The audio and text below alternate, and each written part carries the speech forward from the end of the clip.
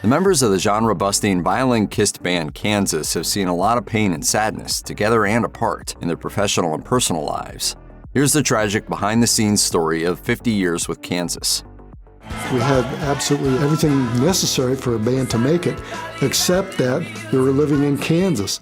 Kansas didn't sound like any other band on the radio in the early 1970s, owing in large part to songwriter Kerry Livgren's complex lyrics and the extensive use of violin. Kansas's sound was new, and record labels stayed away. Finally, Kirshner Records, operated by Don Kirshner, a prominent figure in the history of the Monkees, signed the group. I'd never seen a gentleman like that before. $3,000 suits, $200 manicures, pedicures. But Kirshner was in no rush to break Kansas. The group took a while to record their first self-titled album, then Kirshner Records shelved it for 7 months. It ultimately sold 100,000 copies, thanks almost entirely to the buzz Kansas got while opening for Mott the Hoople.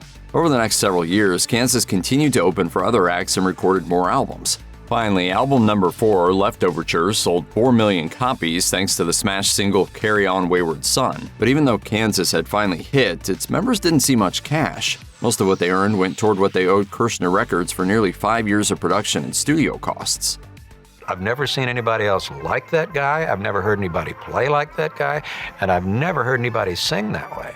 The one thing Kansas had that no other arena rock outfit in the 1970s could touch was the haunting virtuoso violin work of founding member Robby Steinhardt. His sound was so intrinsic to their music that when he left the band in 1982, the group's golden age soon came to an end. Songwriter and guitarist Kerry Livgren told Classic Rock, "The violin was gone. I wasn't even sure what Kansas was anymore." In 2021, Steinhardt sort of told Growing Bolder why he took off, saying, "I had some health issues, which is really why I left the group. It gave me the chance to do some thinking and writing. Those health issues were related to substance use." In 1997, Steinhardt rejoined the band for another 9-year stint before quitting for good. Substance use also factored into why bassist Dave Hope had to leave Kansas in the 1980s. No other member of the band used drugs more than Hope did. After a religious conversion helped him find sobriety, he realized that the rock and roll life provided too many temptations, admitting, "People were still offering me drugs and girls were asking where the party was. I couldn't be an alcoholic and work in a liquor store." Kansas formed in the early 1970s, but as of 2025, the only founding member still playing with the band is its guitarist, Richard Williams, recognizable for the eyepatch he wears during live performances and in music videos. Williams happens to be one of the few rock stars missing a body part. In the summer before 8th grade, Williams got bored setting off 4th of July fireworks and came up with a plan.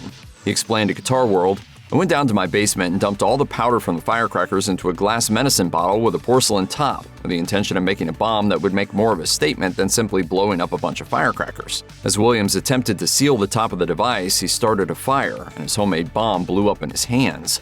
Doctors weren't able to save Williams' eye. He shared the reason for the eye patch, saying, "I wore a prosthetic eye for a while, but I got rid of it because it wasn't very comfortable." While Kerry Livgren was the main creative force in Kansas, Steve Walsh was the voice of the band. Inside of Kansas, the 1976 multi-platinum LP Leftoverture was seen as a Livgren-driven project, much to Walsh's displeasure. In a passive-aggressive sideswipe, Livgren told Classic Rock, "Suddenly, we were caught up in the excitement of starting to make money. I was still so naive. It didn't even occur to me that Steve might resent success for an album he hadn't written anything for." During the production of the 1977 album Point of No Return, Walsh announced he wanted to go solo, but the other members of Kansas talked him out of it. In the early 1980s, he finally left to start the band Streets. Walsh came back in 1986, but left permanently in 2014. This time, it wasn't because he wanted to sing more somewhere else, but because he had trouble singing at all. In a farewell Facebook post, Walsh shared, "Let me just say that it's time for me to go, and yes, it makes me sad to have to admit that." Speaking of Prague, Williams explained, "Steve had been struggling for years with his voice, but besides that, he just wasn't enjoying it anymore." The heart-tugging, classically tinged strains that can only be made with a violin are integral to the music of Kansas, and it takes a special player and special equipment to make it all happen. Filling the void left by original band member Robby Steinhardt, violinist David Ragsdale became a part of Kansas in 1991, performing live and in the studio with the group until 1996, only to return in 2006 and stay until 2023, when he quit to focus on personal matters, according to the official Kansas website. During his first stretch with the band, Ragsdale had been loaned an innovative state-of-the-art electric violin made out of graphite composite. He left it in his dressing room at the Showcase Concert Hall in Raleigh, North Carolina, when Kansas was booked to play a concert there in September 1991. 2 men were seen loitering in the area, but venue staff thought they were part of Kansas's entourage. They weren't, and they were the suspected culprits after Ragsdale's $3,600 violin disappeared. Speaking with the Associated Press, Ragsdale lamented, "The sound and feel of the instrument was a revelation to me with rich presence and flawless intonation. Now I feel lost without it." Kerry Livgren has been Kansas's guitarist, keyboardist, and main songwriter for much of the band's 5-decade run. He left Kansas for a while in the 1980s to form the Christian rock band AD, then moved back to Topeka, Kansas in the 1990s to open a production company and recording complex where he could finish his lifelong passion project, Cantata, The Resurrection of Lazarus. In September 2009, about 2 weeks before his 60th birthday, Livgren suffered a stroke. While his relatives assured the public that Livgren was all right, it took him a long time to recover. He told Goldmine magazine, "I couldn't even give music any serious thought. I was much more concerned with things like walking and talking." By 2014, Livgren was able to speak and record music, but the effects of the stroke remained. He explained, "My recovery was miraculous in that I lived, but I'm afraid that now I have hit a plateau. I still have hope." They looked at me and said, "Yeah, if you hadn't brought him in 24 hours from now, he would have been dead." In the 2010s, Steinhardt had a major heart attack. It was so severe that the violinist was kept under medical supervision for 53 days. Afterwards, he shared, "It took me 63 years to realize that you just can't live life like you did when you were 18. I am the happiest I have been in memory. I have love, great friends, and a great album on the way. What could be better?" Although Steinhardt survived his first close call, the second time would be different. In July 2021, he just finished recording his first solo record and was planning a comeback tour to promote it. None of that would come to pass.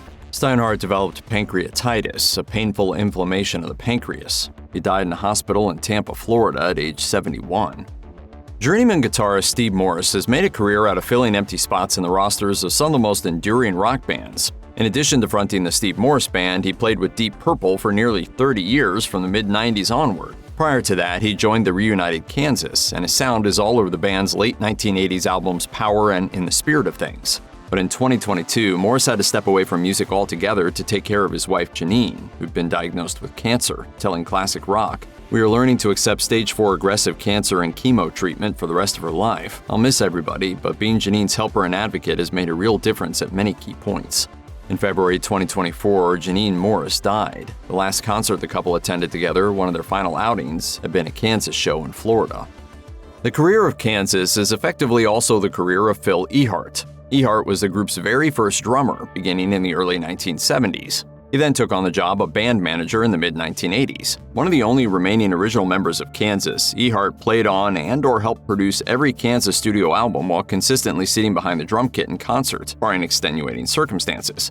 When he became too sick to play for a period in 2016, Ehart's drum tech Eric Holmquist performed in his place. Following Kansas's 50th anniversary tour in 2023 and 2024, Ehart needed to step aside to rehab his arms, leaving Holmquist a pitch hit for him once again. In 2024, Ehart was forced to take an indefinite leave of absence from Kansas after facing his most serious health issue to date. That February, he suffered a heart attack, and it wasn't safe or healthy for him to go back out on the road anymore. Ronnie Platt joined Kansas in 2014, replacing longtime signature vocalist Steve Walsh. In an interview with the Rock Brigade, Platt recalled having dark thoughts at the outset, wondering, "What have I gotten myself into? Am I going to go out taking Steve Walsh's place and they're going to stone me until there's nothing but a pile of bloody applesauce in the middle of the stage?" Platt's tenure in Kansas didn't turn out to be as dramatic as he feared, but he still faced a frightening health crisis. In February 2025, doctors diagnosed Platt with cancer of the thyroid gland. In a Facebook post, Platt wrote, "Before everyone gets all excited, it has a 99% survival rate. It is not spread. This is just a bump in the road." Kansas had to cancel some concert dates so Platt could get treatment. And just a month after the announcement and after recovering from surgery, he was ready to take the stage again. In August 1978, 14-year-old John Hoffert went to a Kansas show in El Paso, Texas. On the drive home, the vehicle he was riding in was involved in a violent collision, and the hood of the car struck Hoffert in the face. He sustained a broken jaw and nose and a completely destroyed left eye. Hoffert was in a coma for almost 2 months, and he was left permanently blind. When the members of Kansas got word that one of its fans had been hurt following their show, they reached out to his family and offered to pay a visit. The teenager's father passed because Hoffert was still unconscious. But the band was persistent. In 1979, when Kansas returned to El Paso, it sent a limousine to chauffeur Hoffert to the show and a backstage meeting. Kansas also dedicated its 1978 live album, Two for the Show, to Hoffert. The album cover reads, "Being that Kansas was the last visual experience that John will ever have, we dedicate this album to him." The band gave Hoffert the platinum album they received for Two for the Show with a dedication written in Braille, and drummer Phil Ehart and Hoffert have stayed close ever since. Ehart shared, "We just bonded as buddies. To this day, we get together on the phone and he comes to see us at concerts."